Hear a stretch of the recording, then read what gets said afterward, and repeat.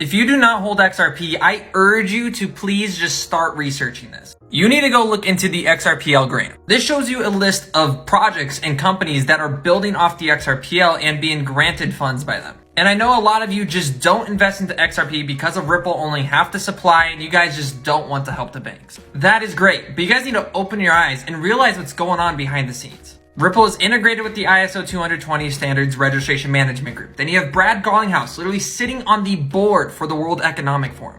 They are working with Quant and they're working with ETN to develop the digital pound. They're launching the digital version of the national currency of Bhutan, which is a South Asian country, which SBI is using XRP for global cross-border payments remittance systems all through Southeast Asia. And then you have SBI Japan. They are working with on-chain AI, which gives next-generation blockchain security and compliance solutions for industry and government. Working with people such as Falcon X, currently the most technologically advanced digital asset trading platform in the world, trusted by some of your largest financial institutions. Now, I'm not saying XRP is going to be the one world currency, but everything the XRPL and Ripple has been doing over the last decade with integrations of ISO 222 standards and everything they've been just doing on the back end with financial institutions is shaping our the future of our financial monetary system. And oh my goodness, Carbon Land Trust ESG NFT, which get this is a trust protocol that is creating ESG NFTs that represent rights on future carbon credits from forest conservation. Where did this carbon credits idea come from?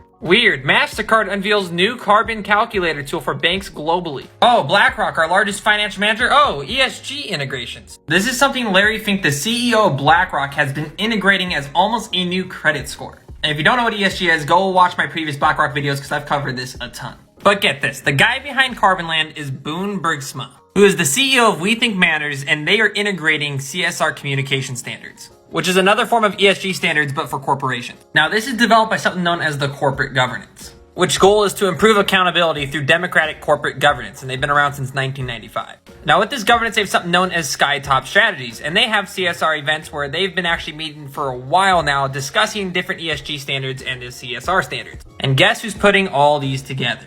BlackRock Verity Shigar, which I probably butchered that name.